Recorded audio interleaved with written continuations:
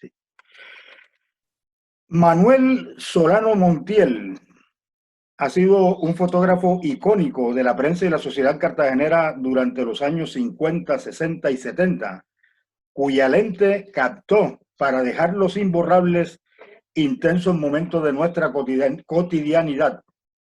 Eventos, la caída del edificio de Autolitoral, el incendio del islote en el archipiélago de San Bernardo, el asesinato del estudiante Remberto Quintero Milanés y el primer gran incendio del mercado de Getsemaní están consignados en unas gráficas que hacen parte de la historia de la ciudad de Cartagena.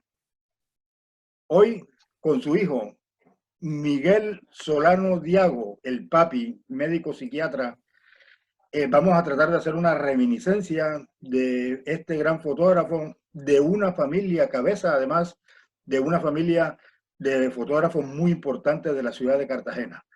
¿Cómo recuerda Papi Solano a su padre, el gran fotógrafo Manuel Solano Montiel? Buenos días. Buenos días y muchas gracias. Bueno, es lógico de los recuerdos. Mi papá era una persona muy apegada a la familia, a nosotros en general, y era, para decírtelo así como en resumen, era un fan de mi hermano, del Pío, cuando jugaba fútbol y mío cuando yo me desplazaba a los campeonatos atléticos. Él se me aparecía en los estadios en Manizales, en Cali, en Bogotá, donde fuera el evento, sin avisar.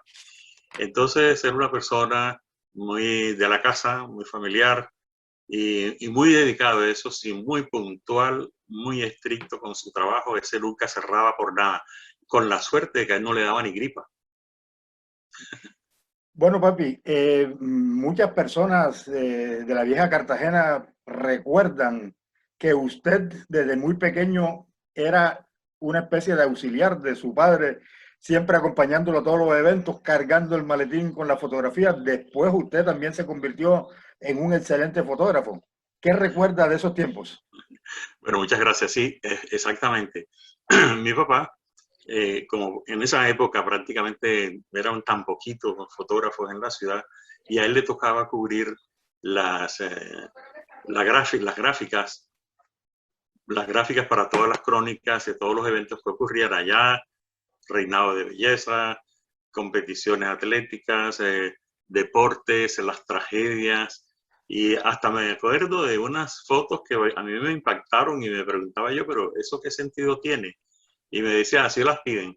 ¿Y sabes qué era? Cuando encontraban a alguien por ahí que lo mataron o una balacera o una pelea, entonces el anfiteatro lo dejaban allí a la vista para que el fotógrafo tomara su foto y eso salía lo que el amarillismo ese dramático. La persona, el cadáver, y hasta se le alcanzaba a ver parte de la incisión que le habían hecho para hacer la autopsia. Pero bueno, eso eran cosas que me tocaba de todas maneras porque yo estaba ahí, yo era como miembro del equipo. A propósito del maletín, mi papá, como tú decías, era una persona muy popular y muy conocida. Yo creo que todo el mundo se tomó su foto de carneo, su foto de pasaporte, de la visa, y todo eso allá, porque prácticamente habíamos dos familias, Delgado, Solano, también estaba en Porras, y mi tío, que era también Solano, que estaba en la calle Santos de Piedra frente a la catedral. Entonces Fotografía, ahí... ¿ah? fotografía artística. La foto artística de mi tío, que es Alfredo Solano, y su esposa, que viene de una familia de fotógrafos antioqueños de Medellín, apellido Molina, y hicieron un estupendo equipo, y el estudio de él, pues también muchas familias en Cartagena tienen todavía colgadas las fotos, que en aquella época, como no existía el Photoshop, entonces ella era una experta para retocar de una manera que se veía todo muy natural. Entonces, recuerdo una anécdota del tal maletín. Mi papá era tan popular, tan conocido, él se metía donde fuera, él entraba por todas partes y era tranquilo, no le asustaba nada. Y una vez estábamos cerca de la Matuna y yo iba con él, teníamos un jeep en esa época, un Willys, y él iba a tomar unas fotografías, creo que en Chambacú, porque había problemas. Tú sabes, cada rato amenazaban con que los iban a desplazar, que los iban a quitar. Bueno, había problemas y ellos tenían una especie de barrera, de frontera infranqueable que era el puente de Chambacú. Cuando tú pasabas el puente de Chambacú, del centro para allá estaba tu suerte, en aquellas épocas. Y eso no era más que todo leyenda, porque más de una vez yo pasé por ahí y no pasaba nada, la gente muy tranquila. De todas maneras, en cualquier momento nos dimos cuenta que el maletín ya no estaba ahí. Y alcanzamos a ver un muchacho cruzando el puente hacia Chambacú, se llevó el equipo. ¿Sabe qué hizo él? Digo, no, a mí eso no se me pierde. Parqueó un poquito adelante, cruzó el puente y dijo, mi nombre es fulano, y comenzó a hablar al que le estuviera oyendo. Yo a ustedes se los considero, les he ayudado tomándoles fotos para que las ayudas lleguen cuando las han necesitado, todos los problemas, yo no me meto con nadie, y me acaban de robar mi maletín y vi que se metieron aquí. Y no dijo más. Al ratico ya la gente lo rodeaban y comenzó, tú sabes, el comentario, el chimorreo y todo lo demás, cuando al rato apareció uno de los líderes de ahí del sector con el maletín intacto. Y me dijo, sí señor, aquí ya he hablado con varias personas y lo conocen, saben quién es usted. Entonces tengan su maletín y perdonen. Yo creo que eso no le pasa a todo el mundo, o no le pasaba a todo el mundo.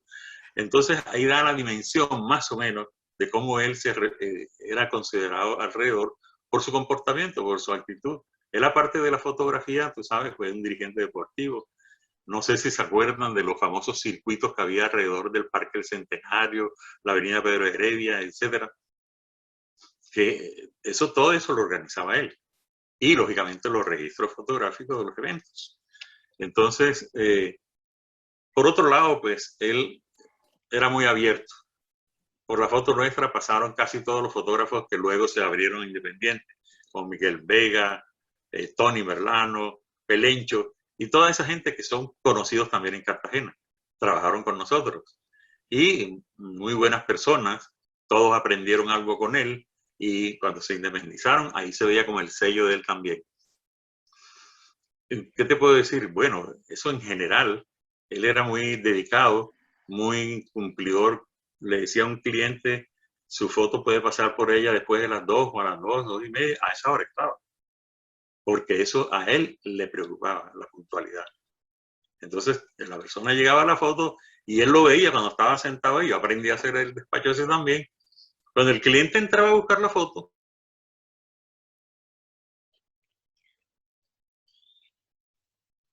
Aló. Aló. ya él Aló. comenzaba a... Inicialmente nosotros comenzamos en la calle del colegio, blanco y... Papi, tenemos problemas con la conexión. Repetimos, perdón. Digo, tenemos problemas con la conexión. Sí, entonces, ¿qué hacemos? O sea, repetimos la parte de cuando los clientes entraban a buscar la fotografía. Sí, mi papá era muy cuidadoso con la puntualidad y eso nos lo transmitió a nosotros en todos los aspectos. Entonces, por ejemplo, la fotografía, él, a la hora que una persona se tomaba la foto, se le entregaba un recibo para reclamar y se le decía, puede pasar a tal hora o después de tal hora. Y la gente quería sus fotos rápido. Entonces, en aquella época rápido era de la mañana a la tarde, lo más rápido, o al día siguiente. Y entonces él a veces estaba sentado en su mesita allí de recepción y cuando veía que el cliente entraba, él inmediatamente comenzaba a buscar la foto y antes de que le dijera, ya está mi foto, se la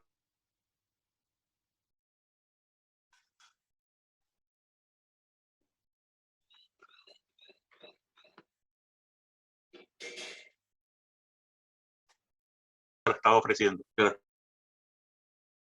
Hola, se te congeló la imagen un ratito, no sé si tú me estabas oyendo. No alcancé a escucharte lo último, papi. Bueno. Entonces, sí, lo de la entrega de la foto. Sí, bueno, no, pues sí. ¿Qué más? Bueno, a ver. Otros recuerdos, la reportería, cómo vivía él los momentos intensos, esos que se dieron en la ciudad, como algunos de los que yo le he mencionado. Por ejemplo, la caída en los finales de la década de los 50 de un plafón en Autolitoral con muchos muertos, el tema del asesinato del estudiante Remberto Quintero Milanés, el incendio del mercado. ¿Qué evento marcó a Manuel Solano como fotógrafo en lo personal?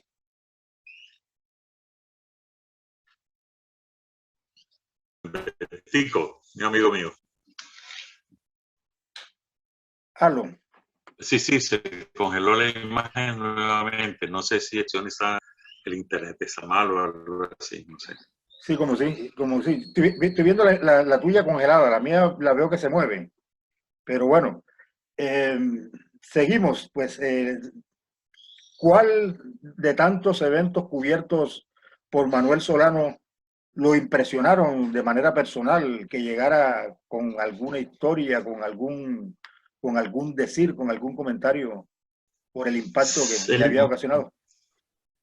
hacía comentarios muy generales, pero no se extendía mucho. Pero yo me acuerdo de algunas cosas que cuando había un evento, una situación de esas que cogía de sorpresa un accidente de esto, él inmediatamente tenía su equipo listo y salía. Salía a colocarse en la mejor posición, a estar seguro y tener la ilustración para la noticia en la prensa. Entonces él era muy diligente con eso, él no tenía ningún reparo en que no llamen a fulano a ver si puede ir el otro, que no sé qué, no. Él, a pesar de que tenía sus fotógrafos, los llamaba, pero él también iba. Y le pasaban cosas nuevas. Yo me acuerdo que me contó una vez una visita que hizo el emérito rey de España, y entonces por unos arreglos, unos convenios en aquella época, él le tocaba firmar un documento al rey con los demás funcionarios de Colombia.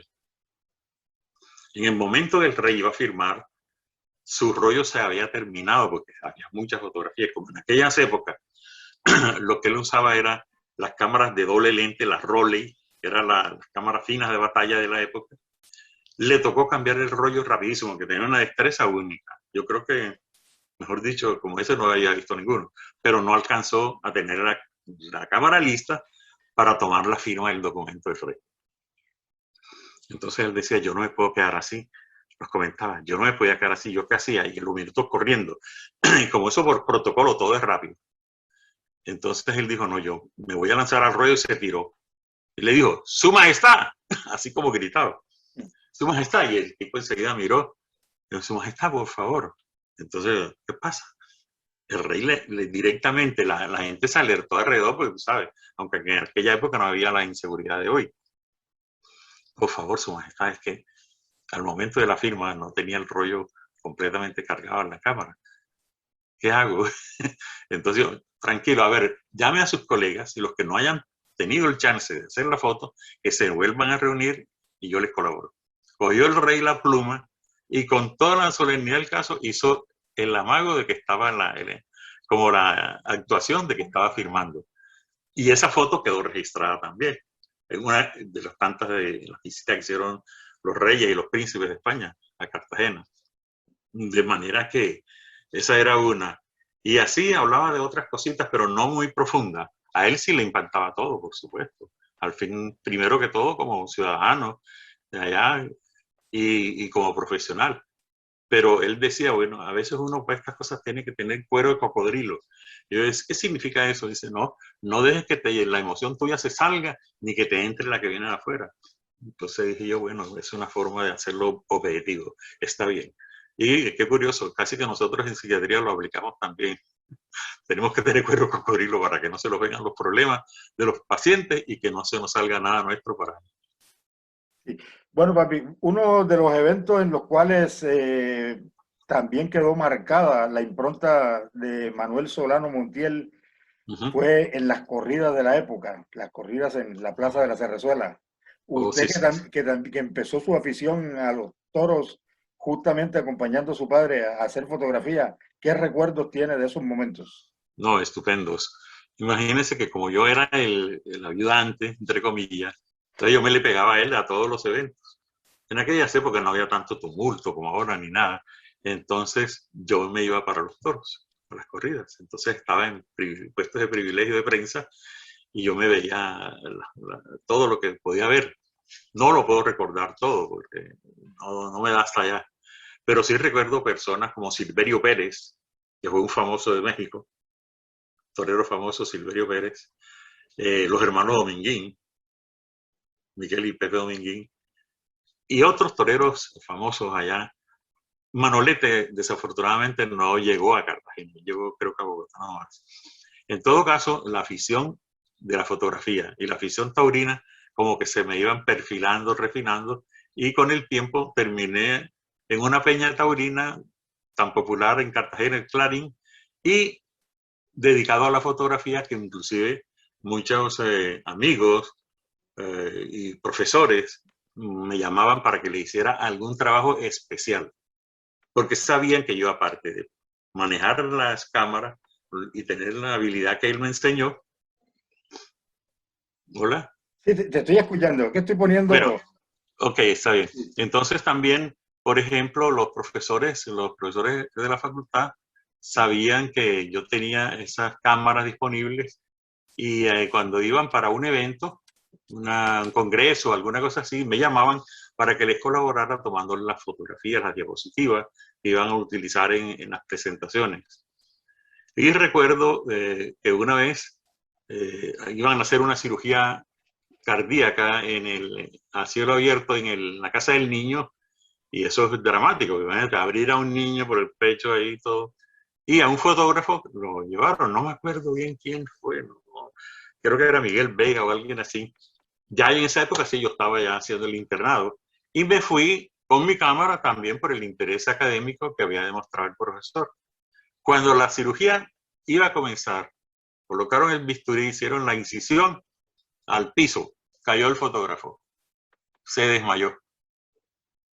Sí. Si yo no hubiera estado ahí, no se hubiera podido hacer las fotografías, porque Ariel. iban a ser presentadas en un congreso. Sí. De Bueno, papi. manera que, sí. Sí, no, te sigo escuchando. Bueno, de manera que, por ejemplo, también en ese campo, yo tuve ventajas, así como tenía la ventaja de ir a los toros y a otros eventos.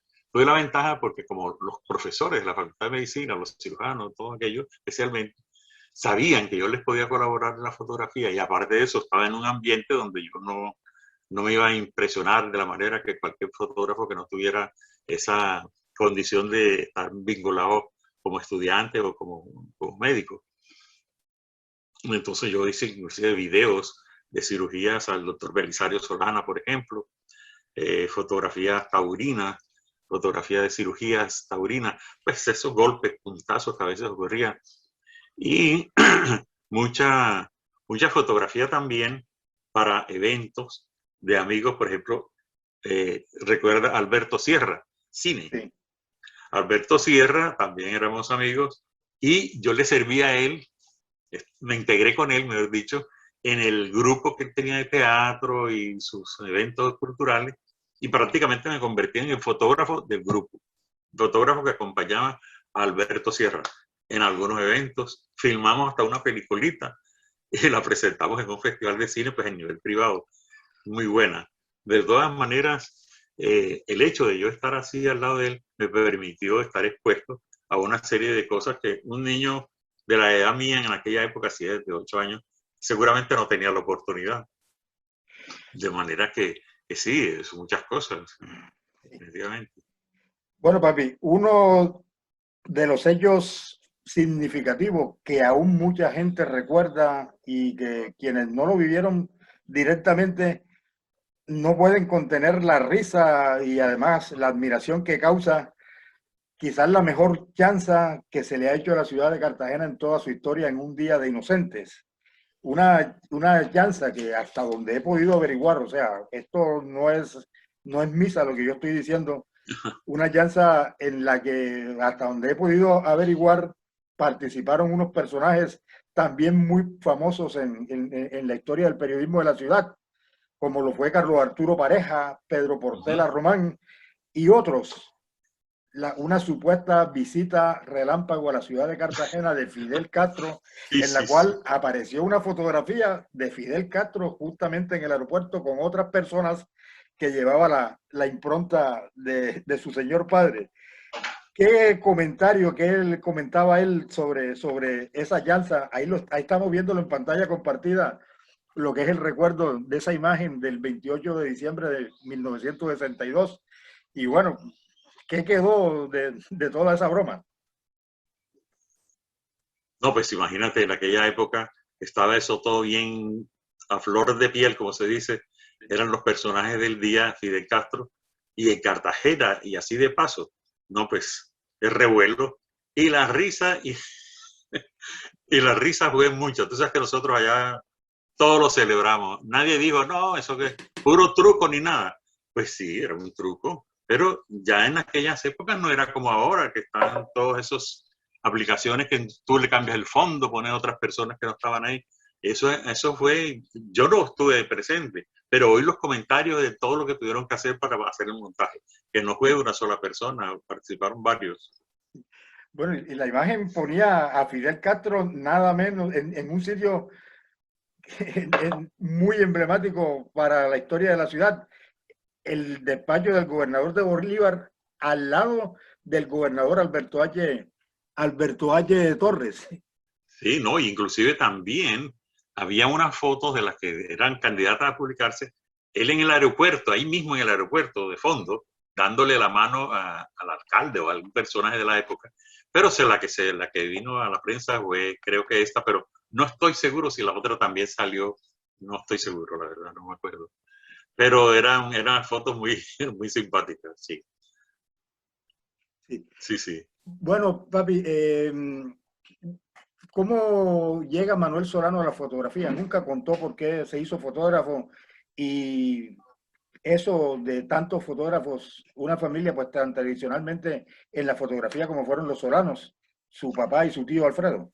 Sí, bueno, no solamente mi papá y mi tío, es que eso viene de más atrás. Sí, Mi abuelo, señor Jesús María Solano, sí, él era el propietario de la foto artística.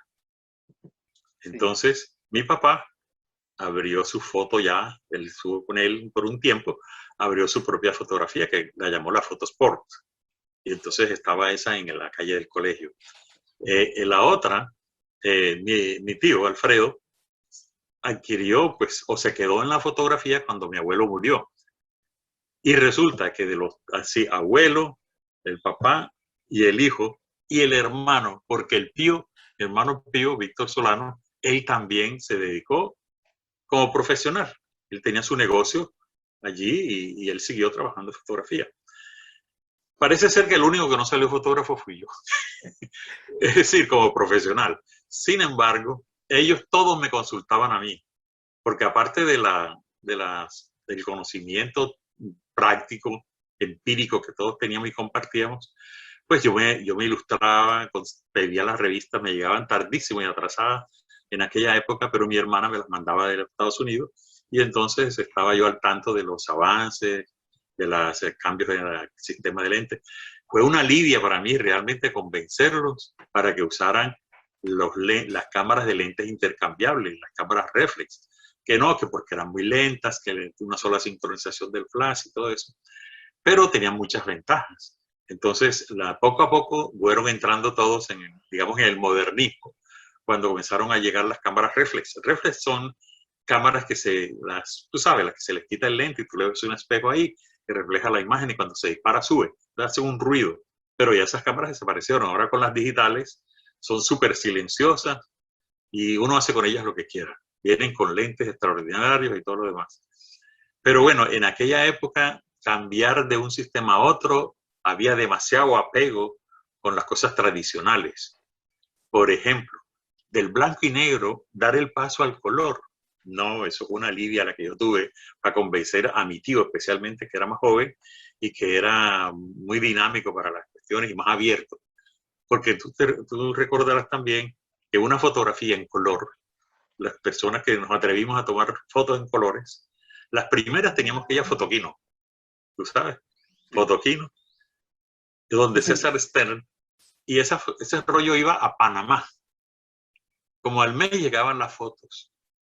Eso era un acontecimiento, reunirse uno a mirar sus fotos en colores. Y fíjate qué cambio tan grande. Eso como la televisión ahora, y lo que estamos haciendo en este momento.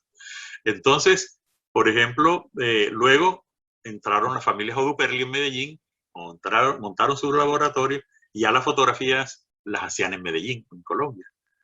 Entonces, finalmente, a alguien se le ocurrió que, bueno, hay que imponer aquí la fotografía en color también, pero sin esas demoras.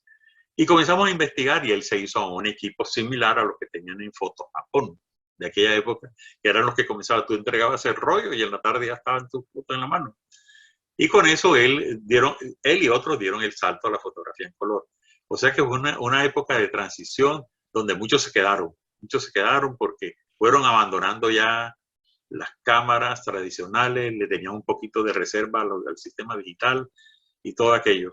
Pero de todas maneras, en aquellas épocas, ¿no? Yo recuerdo mucho las fotos cuando mi abuelo, yo también, a veces me tocaba estar ahí cerca cuando estaba haciendo un trabajo. Vea, esa, no sé si yo puedo hacer la expresión aquí más o menos, eran unas cámaras que llamaban de cajón,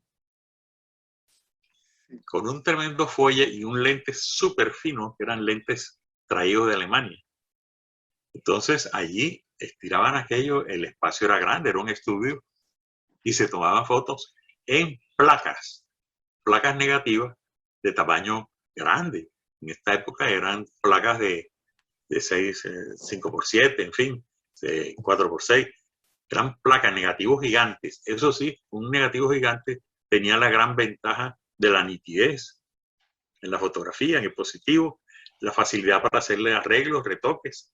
Entonces fue una época muy bonita porque la gente se motivaba a tomarse fotos para tenerlos en la casa.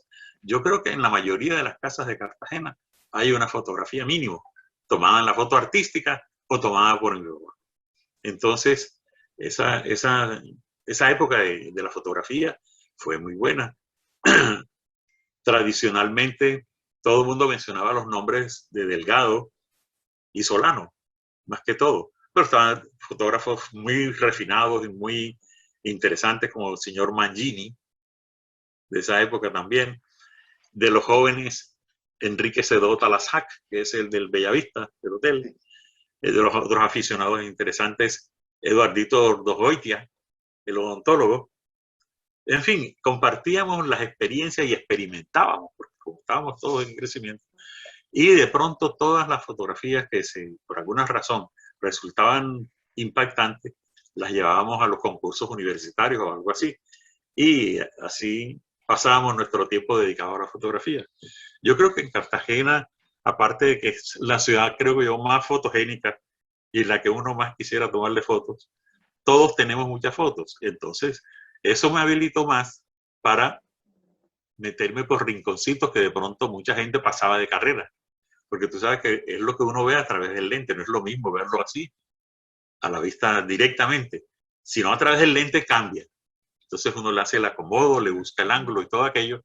Y mi papá y mi abuelo tomaron una serie de fotografías que se fueron a postales. En aquella época eran las famosas tarjetas postales de Cartagena, y entonces ahí las imprimían, muchas en blanco y negro todavía, otras en color, donde está el Fuerte de San Felipe, las bóvedas y todos los sitios icónicos nuestros. De manera que esa época también fue muy interesante y la gente, los turistas, por ejemplo, hablando de lo atractivo que era tomar fotos en Cartagena, se acababan los rollos ligeritos, no había digital. Entonces un rollo de 24 fotografías, eso era una maravilla. Si era de 36, era lo máximo. Si usaba una cámara de que duplicaba la imagen, eran 72 fotografías, en las Olympus, por ejemplo. Y entonces, estaban entusiasmadísimos por una calle, no, tomemos esto, se acabó la película. Y como generalmente eran los sábados y los domingos, que la gente salía más a caminar por las calles de Cartagena, o a veces llegaban los barcos cargaditos de turistas de todas partes, y se les acababa el suministro o venían desesperados para conseguir rollos. Entonces mi papá dijo, bueno, esta gente llega y pierde la oportunidad de tomar fotografías por falta de material. Entonces fue a Barranquilla, al señor Tepedino, la foto Tepedino en Barranquilla, y compró, vea, unos tanques, unas cosas grandes así, de película en color, y él mismo comenzó a rebobinar. Las rebobinaba ya y las tenía para los turistas que quisieran comprarlas. Pero paralelo con eso, también en su empaque original. Los turistas desesperados ya se enteraron, y los taxistas especialmente, los guías se enteraron que mi papá estaba abierto los domingos hasta la tardecita, o hasta las 3. Y eso era el desfile de turistas. Y todo el que necesitara películas iban allá. O sea que él tuvo la visión de poner un agregado a su negocio abriendo los domingos. Entonces la gente ya sabía, ya todo el mundo sabía, especialmente, como te digo, los guías y todo. Cuando el turista decía, necesito rollo, ahí lo iba a conseguir. O sea que es una adaptación que él hizo a la época para poder prestar un mejor servicio. Bueno, papi, vamos a ver si hacemos un repaso por el recuerdo de nombres de fotógrafos de esa época y no sé si nos alcanza la memoria para hacer una retrospectiva de los que antecedieron a esos, como su abuelo. ¿Qué nombre recuerda? Situaciones, cómo era el colegaje, la relación No, no, no. entre... Eso sí, los fotógrafos siempre que yo recuerde, hemos sido, ahí sí me meto también, hemos sido muy amigos, muy compañeros, nada de egoísmo, nada de eso. Claro que, por supuesto, a nivel profesional, como en todas las profesiones, uno quiere estar en el nivel más alto. Entonces el uno compraba un equipo, entonces el otro se averiguaba cuál podía ser más o menos para estar a la par en el nivel de la competencia, por ejemplo, para las fotografías de deportes. Entonces comenzaron a usar Tony Merlano, por ejemplo. Yo le decía mucho a él, porque él trabajó conmigo. Todo el mundo creo que conoció también a Tony. Sí, claro. Murió recientemente. Sí, cómo no, lamentablemente. El Tony, él hablaba mucho conmigo y yo le explicaba, porque él sabía que yo podía tener un poquito más de dedicación a revisar todos esos temas. Y él aparecía en los eventos taurinos o deportivos con esos teleobjetivos gigantescos que eran grandes, pero no de una distancia focal tan potente, pero tenían una apariencia única. Y yo creo que en esa época todo el mundo que dirigía los ojos al fotógrafo decía, uy, ese tipo tiene un super equipo. Y en realidad para la época era un super equipo. Estaba Tony Merlano, por ejemplo, Miguel Vega, pues de los jóvenes en esa época, Miguel Vega. Había uno que era de Medellín, David Gutiérrez, también muy popular allá en Cartagena. Dagut, Ese, digo, Dagut, ¿ah? Dagut, que se Ajá, firma, sí, sí. exactamente. Ese era muy avispado, muy entretenido y muy alegre. Pues antioqueño al fin tenía ese espíritu. Y yo recuerdo que una vez, estando allí, él en la foto estaba cerca ahí en la puerta, cuando se metió a mil a la fotografía y nos hacía señas así que dijéramos que no estaba ahí. Y es que casi nadie venía a buscarlo y adivina quién. Este otro personaje de Cartagena, la Carioca. Venía a cobrarle cualquier plata que quedó debiendo y entonces lo estaba persiguiendo. Entonces ella vio, alcanzó a verlo en la puerta y se metió y nos hizo el escándalo diciendo yo sé que él está aquí y me lo llama. Entonces, ¿sabes cómo era ella? ¿Te acuerdas? Sí. Entonces, Vicenta. Vicenta, exacto. Y la llamó y con su carterita aquí al hombro y todo, y el hombre tuvo que salir. Óyeme, la cosa comenzó de escándalo, de insulto, que no sé qué, que me tienes que pagar, que fulano. Bueno, lo de siempre, ese discurso. Y él entonces decía, no, pero si ya yo hablé, bueno, trataba de defenderse. Y comenzó como a hablarle y hablarle y hablarle. Salió con ella de la foto, con el hombro, la mano suya en el hombro y sonreídos los dos. Imagínate tú la labia que el hombre tenía entonces, que pudo convencer a la Carioca que volviera a visitarlo más tarde, otro día. Entonces, esa David Gutiérrez. Estaban también los hermanos Chavarriaga. Sí. Recuerda, William, el señor Chavarriaga, pues, Sí, por ahí por que le decían Chichino. bueno, imagínate. Los Chavarriaga, que eran varios hermanos. Sí, William y otros hermanos trabajaron con mi papá también. sí. Es decir, mi papá, sin proponérselo, creó allí una especie de academia. Porque todo el mundo, él no le negaba el trabajo a nadie. Eso sí, que se comportara como debería. Y entonces llegaban allá, por ejemplo, había uno que apareció así de pronto, un muchacho no digamos del campo, sino de pronto de un ambiente menos, con menos nivel de desarrollo que Cartagena en aquella época, que venía, creo que de un pueblo de Sucre. Sí, Erasmo Monterrosa, yo no sé si ustedes se acuerdan de él también, Erasmo. Y Erasmo comenzó allí haciendo cositas sencillas y ahí aprendiendo, también se defendió con la fotografía. Es decir, todos esos fotógrafos de la época. Bueno, estaba el señor Mangini, había un doctor Lemaitre. Bueno, con el doctor Lemaitre hubo una situación especial porque él era tan aficionado, y en aquella época no había todavía el blanco y negro, yo recuerdo. Entonces él, la foto que confiaba para que le hicieran sus revelados, era en la foto de mi papá. Entonces él tomaba fotos de todo, de la familia, paisajes, etcétera, como buen aficionado, y llevaba su material allá. Una vez, Gustavo Dixon, que era el laboratorista de allá, de toda la vida nuestra, muy buena, no, que es súper buena gente. Gustavo, él le llevaba el rollo, él le hacía sus fotografías, se las tenía listas, se las trataba con mucho cuidado. Y una vez me llama y me dice, oye papi, mira con las que salió el doctor, tomó un rollo casi entero de la misma foto.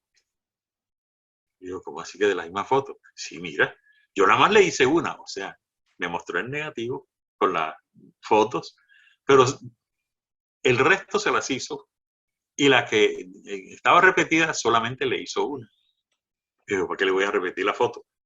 Pues sabe cómo es la gente que a veces es así como que saca sus conclusiones, sus supuestos.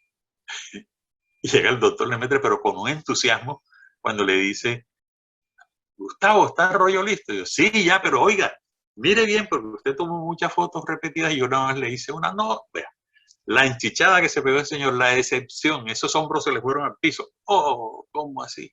¿Sabe qué es lo que pasa? Que el tipo era tan aficionado que en el blanco y negro se usaban mucho los famosos filtros.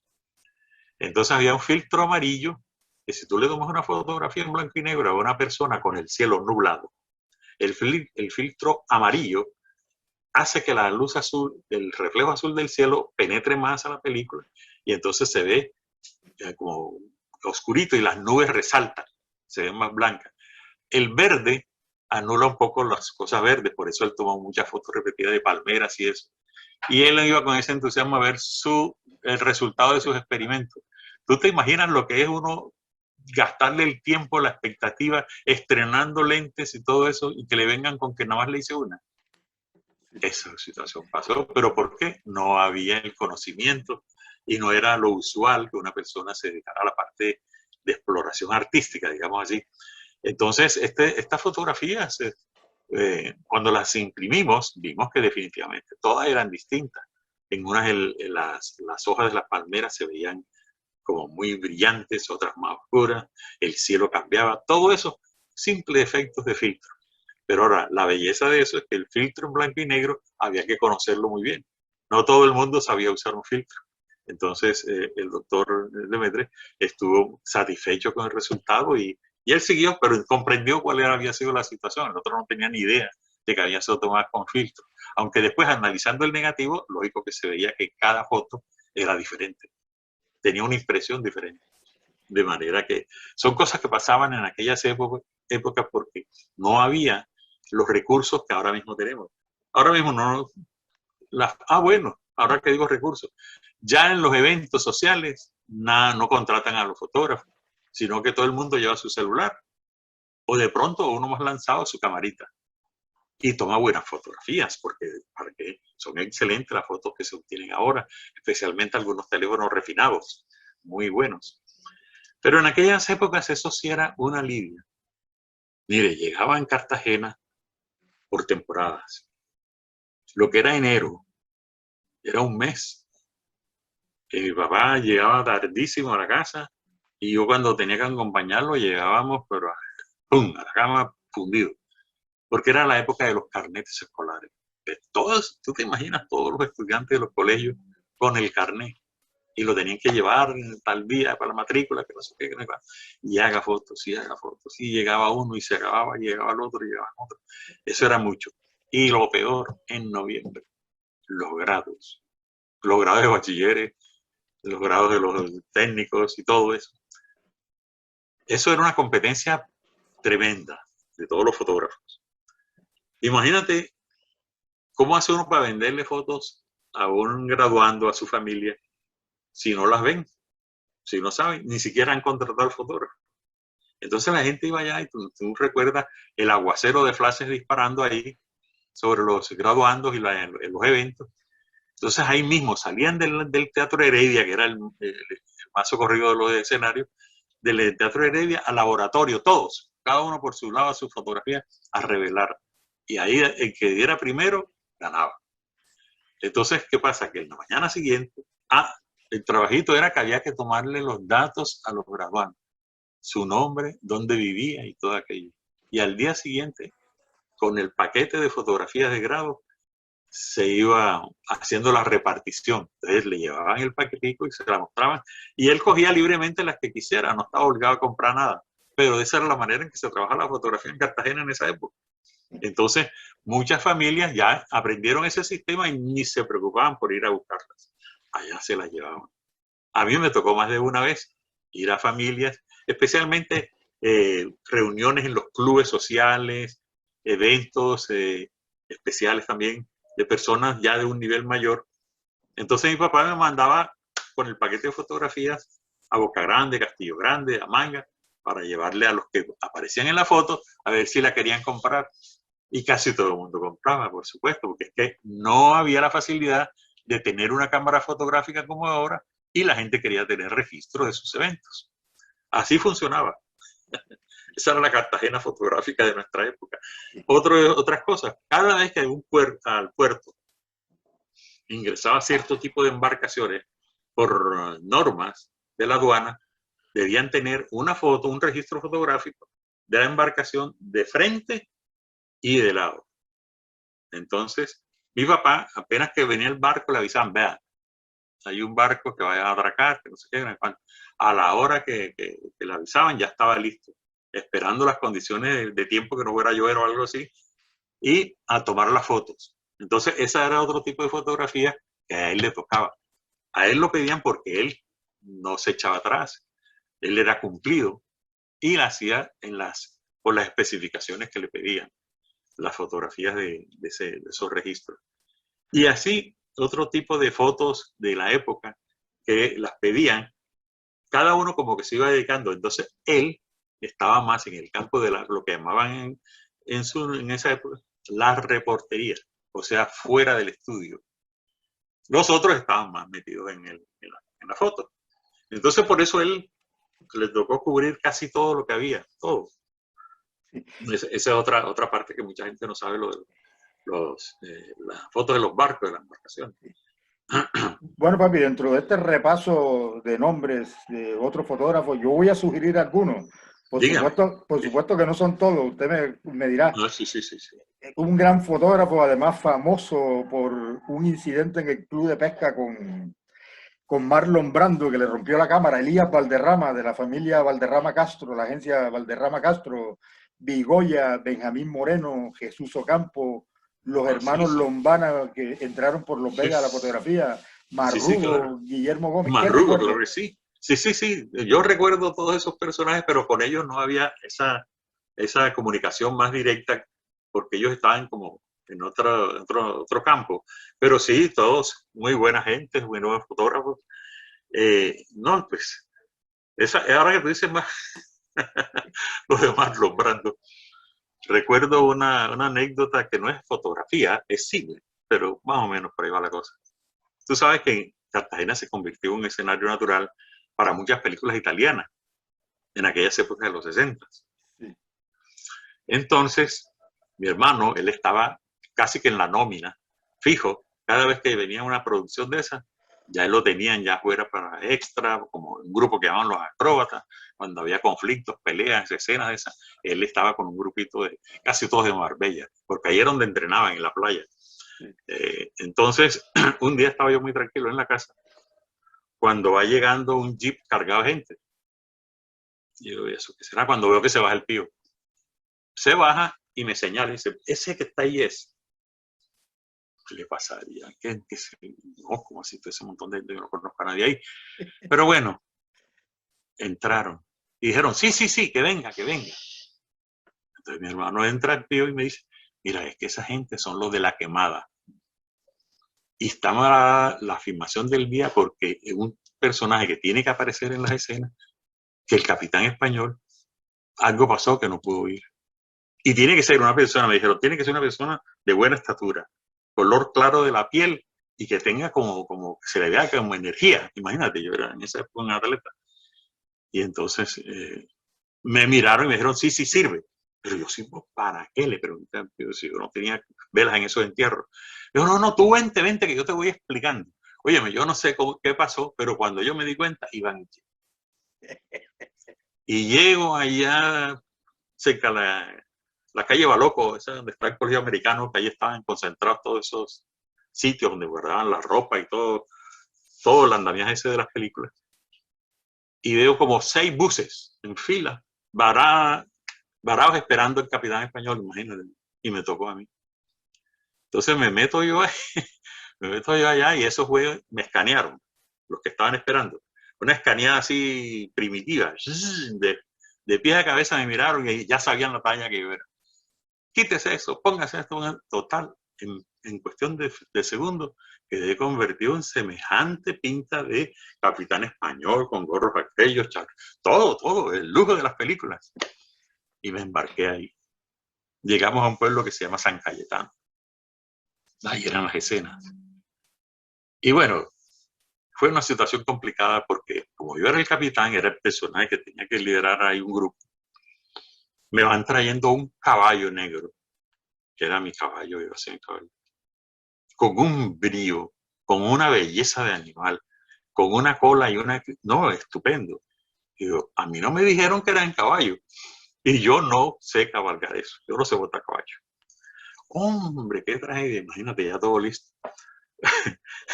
Me da risa porque ellos tampoco se vararon y dijeron, bueno, vamos a resolver. Las escenas son a distancia. No tiene que verse mucho el caballo. Y me trajeron un mulo. Un mulo que parecía dormido. Ese es el que yo necesito. Total, el mulo me llevó y casi me trae. Porque cuando era subiendo las lomas de San María que hay ahí, y a la avenida, en la bajada, yo me sentía que me iba a salir del caballo, del mulo. Y lo que hice fue que tanta atención que la silla se resbaló y le salió por aquí el caballo. Y total, yo llegué a pie, ¿verdad? ¿Tú te imaginas el chisme y la risa de toda la gente como somos allá? Cuando vieron al capitán todo derrodado, a pie, entrando al pueblo. Entonces yo dije, no, yo qué hago aquí. Yo la muerto risa también. Entonces cogí, como tenía un sable ahí, una espada, un sable, cogí, le hice así, oiga, y sale todo el mundo. Salió todo el mundo corriendo, me dije, este va a repartir machete aquí. Bueno, no. Bueno, pero hubo fotografías ahí también, porque yo me llevé mi equipo y aproveché y tomé algunas cositas y todo lo demás.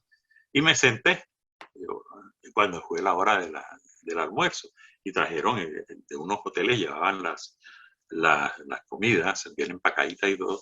Me dieron la mía, y yo me senté en un espacio donde había todavía cupos a los lados. Cuando se me sentó a uno ahí al lado y me dice hola, yo le digo hola.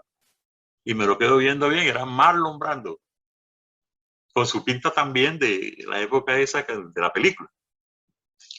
Cruzamos unas cuantas palabras y fueron llegando otros. Y dije yo, mira eso. Por una llegada a la casa así, estoy yo aquí al lado de Marlon Brando cuando la gente se está matando para verlo cuando sale, para saludarlo, para una cosa. Y todo ¿por qué? Por las cuestiones de la fotografía, porque el tío estaba metido ahí por fotografía.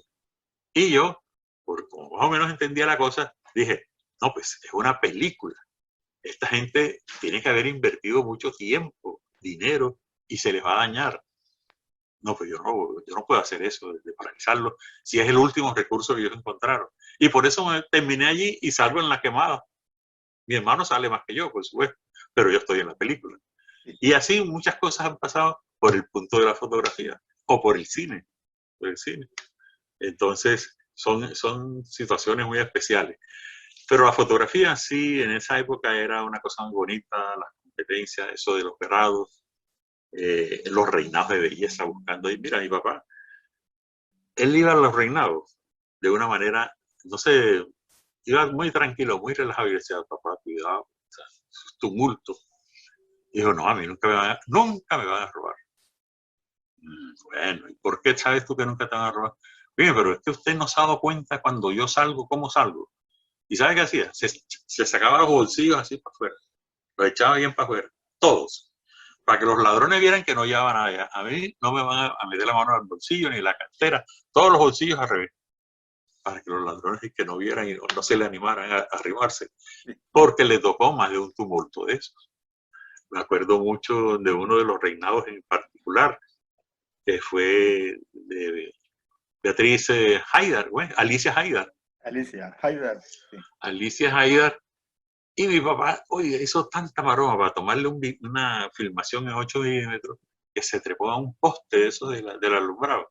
Y por estar en esas, no hundió el disparador a tiempo, porque él entonces dijo, no, yo quiero que salga a rodar con eso, con eso.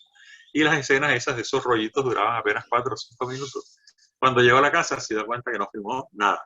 Y montaba allá y todo el mundo, uy, ese señor, todos los esfuerzos que está haciendo por filmar. Y lógico, la reina lo miraba, apuntaba donde él y saludaba. Se dañó la video, se dañó la... Es decir, se dañó, no hubo película. Y así seguido, de manera que muchas cosas, ¿no? Esto no recuerda tantas cuestiones, pero en las cuestiones de la fotografía, sí, la responsabilidad de él, el colegaje que existía era mucho. La gente se respetaba, no había intriga, ni mucho menos. Al contrario, había veces que estaban varados uno o se le dañó un flash, iban allá a prestarlo, mi papá se los prestaba. Ah, esa era otra cosa. Al comienzo los flashes, algunos, eran con luz de tungsteno. Unos bombillitos disparaban y eso quedaba inútil. Había que quitarlo, botarlo y poner otro. Entonces imagínate cómo trabajaban. Trabajaban con las uñas a veces. Pero lo lograban. A todo eso se adaptaron. De manera que él y otros personajes de allá de la época pasaron esa época y eso se fue yendo sin darse uno cuenta, pero ahí quedó registrado. Ahí están todas las familias con sus fotografías, fotografías dicientes, buenas, bien tomadas. Y mira que aquí pasa una cosa ahora que me enseñé yo el colegaje. Alguien llegó, los fotógrafos allá acostumbraban poner en su entrada varias fotografías, entonces la gente llegaba y las miraba y tal. Pero mi papá cambiaba la de la entrada, la cambiaba, pero la de dentro no. Entonces algún día llegó uno y dijo, oye, bro, ¿por qué no cambian esa foto? Yo desde hace como años que estoy pasando por aquí, las mismas fotos, cámbienla, nada más que cambian las de enfrente. Y le dijo, lo mismo, cada vez que uno entra a ver lo mismo. Afortunadamente yo estaba ahí al lado de mi papá en ese momento. Y le dije yo, y él no me había dicho porque estaban ahí ni nada. Yo le dije, ¿tú has visto que otras fotografías que tienen fotos viejas y no las cambian? Dijo, no, yo no he visto, aquí es la única. Digo, ¿sabes por qué aquí no las cambiamos? Porque tienen años y no se distinguen. Porque nosotros nos demoramos más tiempo lavando una fotografía para que se le barra todas esas químicos que le quedan, que los hacen que se pongan amarillosas o muy oscuras. Nos duramos más lavándola que tomándola y revelándola. Porque sabemos que queremos que esas fotos duren. Y en este momento las personas que están de pronto viendo el programa y escuchando, van a mirar sus fotos tomadas por mi papá, que todavía existen y que no se han borrado ni se han manchado, lo más probable. Así que me atrevo a apostarlo. Bueno, papi, una pregunta ahora que habla de archivos. Quedó un rastro del archivo de fotografía de Photosport? Nosotros yo acumulé muchas fotografías, pero en las mudanzas y una cosa para allá y otra cosa para acá, tantas cosas allí se nos fueron quedando, se nos fueron perdiendo. Yo todavía tengo algunas fotos por allí, pero no son nada con la cantidad de fotos que tenía guardadas. Fotos que tomé yo, fotos que tomó él, mi tío, todos, y fotos muy lindas, muy bonitas. Pero no, lamentablemente yo no me atrevo a decir ahora, sino que las tuve, pero ya no las tengo, lamentablemente. Bueno, papi, tantos años ya fuera de Cartagena, primero en Medellín, ahora en Estados Unidos, ¿qué le revuelve las nostalgias, los recuerdos en esa zona de la ciudad, de esos tiempos tan mágicos que usted ha narrado en esta exposición tremenda que nos ha hecho en esta charla? No, nosotros, yo hablo, fíjate cómo comencé, nosotros así sin pensarlo. Yo creo que nosotros, los cartageneros especialmente, creo que todos los colombianos también, pero los cartageneros podemos estar aquí. ¿Sabes cómo le digo yo? Yo vivo en una ciudad que el vecino que tenemos allá del Antico vive en una casa que se llama Mar-a-Lago. Ya tú sabes quién es. Sí, sí. El expresidente Donald Trump. Y esto por aquí es muy bonito realmente. Esto es agradable, es tranquilo y todo lo demás. Yo lo llamo, esto es una Cartagena mejorada. así como quien dice, un poquito más allá en ese sentido. Porque nosotros todo lo tenemos en pequeño, aquí todo es grande. Pero el ambiente es muy bueno. Pero yo, a pesar de todas las ventajas, digamos así, la calidad de las playas, las facilidades de transporte, todo aquí es muy bueno, excelente. Pero yo siempre digo, preferiría tener que caminar de mi casa a la playa y meterme ahí frente a Bellavista a tirarme al agua. O a Marbella, a la playa directamente. Entonces, ¿qué pasa? Que uno siempre añora mucho aquello. Ahora, hay unas páginas por allí que yo no me pierdo, que es fotos antiguas de Cartagena, fotos de Cartagena. No, la cantidad de fotografías que lo impactan a uno. Hay una que se llaman, creo que, recuerdos o registros del el Cabrero y Marbella, donde está todo aquello cuando estábamos nosotros pelados, que no había ni Avenida Santander, ni nada de aquello. Una vez nos tocó un mar de leva, yo tomé las fotografías después. Tomé fotos en todas partes, por ahí en el Cabrero, de cómo habían quedado. La casa de los Baena, me acuerdo, que se le metió el agua y eso quedó lleno de cascajo, de esas conchitas, caracuchitas. La casa de nosotros, que tú te acuerdas, que estaba del lado atrás y que era un poquito alta, también se llenó por todos lados. Cuando el agua se bajó, eso estaba lleno de conchitas. Eso es espectacular. Y yo esa foto, yo pues, ¿cuándo vuelvo a ver esto? Esto es como si hubiera caído nieve. Y comencé a tomar fotos como un loco por ahí. Y esas fotos desaparecieron, lamentablemente. Años, años Todo, 66, ¿se acuerda? Se unió el lago sí, eso es un con... mar de leva impresionante. Yo creo que con fue el único que me alcanzó, que me tocó ver, porque los otros eran mareas altas y eso. Pero ese tipo que se unieron el lago y el mar. Oye, enfrente en Bellavista que quedaron troncos, raíces, maletas, bicicletas. Había de todo, porque eso se arrancó y se lo depositaron a la gente en sus casas. Sí, yo no me acuerdo en qué casa, estaba también bastante pequeño, pero en una alcoba de una casa cogieron un sábalo que yo no sé oh, cuántos metros tenía. ese es el asunto, que la gente estaba caminando cuando sentía que le pasaban entre las piernas. Sí, Entonces, muchas personas se atrevieron y alcanzaron a coger, porque cuando el agua se bajó, ellos comenzaron, claro, como sí. decimos allá, en Barbascao, y entonces ahí los agarraron. Sí, sí, sí, eso fue una época tremenda. Y las fotografías, por ejemplo, de cómo quedó la avenida Santander, que en esa época no era sino Marbella, ahí, hasta Marbella. Y entonces eso levantó el pavimento. Todas esas fotografías las teníamos, Se perdieron. lamentablemente. Se perdieron. Se perdieron. La historia del pez ese grande o del pescado ese grande cogido en una habitación, yo no me acuerdo de qué casa. El problema fue que después que lo cogieron, lo mataron, andaban con él y entonces buscando un sitio para hacer un sancocho y resulta que todo estaba inundado. Sí, en esa Y, época y- aquí. y me acuerdo que la solución la dio Humberto Benedetti, el papá de Álvaro Ajá. y Humbertico. Fue y buscó una mesa y una lámina de la parte de un bus y ahí pusieron la olla y eso fue sancocho para todo el mundo. Claro, sí, tú sabes que Sí, nosotros allá, la gente con tal de hacer la fiesta. sí, sí, mira. Sí, sí, sí, como no, no, no. Hombre, sí, recordar todo aquello es muy importante. Uno debe dar gracias a Dios por todas las cosas que le ocurren. Uno es el resultado de sus decisiones y por eso estamos acá, ahora mismo en Estados Unidos.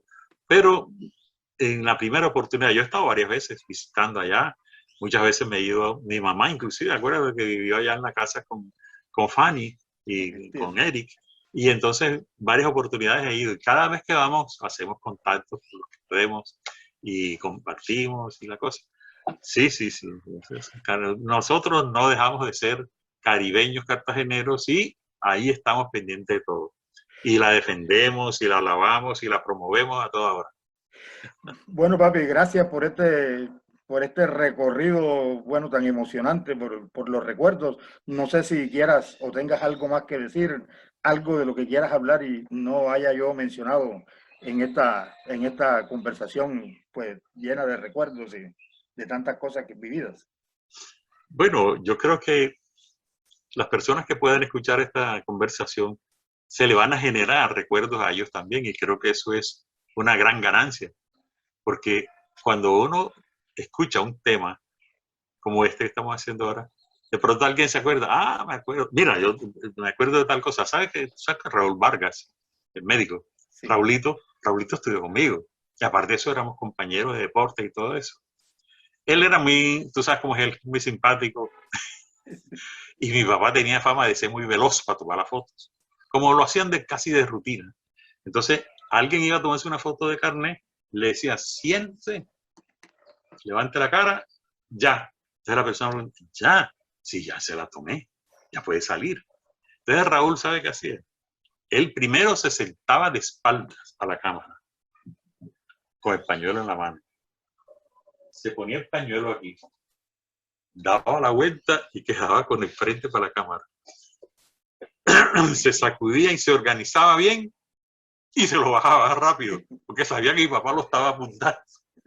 Y mi papá era vuelto de risa, porque efectivamente muchas personas quedaban como así, con los ojos abiertos, así todo, porque tú sabes, en aquella época todavía en una cámara como presionaba.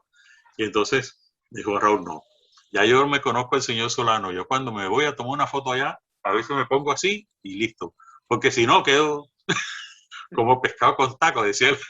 De manera que esas son cosas que pasaban y la gente conocía. Encima, nosotros vimos pasar por ahí por la fotografía mucha gente y ellos también nos dejaban razones, preguntaban, porque encima, el segundo piso de la foto en la calle El Porvenir, estaba el consultorio del doctor Ambrat. Entonces, allí, en el segundo piso, la gente pasaba y era un ambiente como de mucha vitalidad, mucha dinámica. Y frente a la farmacia acá, eso mejor dicho, tú sabes cómo era aquello. Sí, mucho ambiente. De manera que, sí, no, yo estoy seguro de que muchas cosas se nos quedan por ahí pendientes, pero creo que eso nos motiva a tratar de hacer el recorrido para ver qué más podemos traer algún día, o que alguien que haya escuchado haga algunos comentarios que puedan dar pie a otro tipo de entrevista tuya, por ejemplo, para que se extienda por esas ramas. Sí, porque hay muchas historias, muchas. Bueno, papi, gracias y hasta otra oportunidad. Oíste, buen día. Bueno, muchísimas gracias a ti. Te felicito por estos programas. Sigue adelante, que tengas muchos éxitos. Y un abrazo, saludos para la familia Tarrá, que ustedes saben que son de alta estima para nosotros y para todos los amigos allá en Cartagena y en donde ellos estén, que sean cartageneros. Felicidades. Muchas gracias.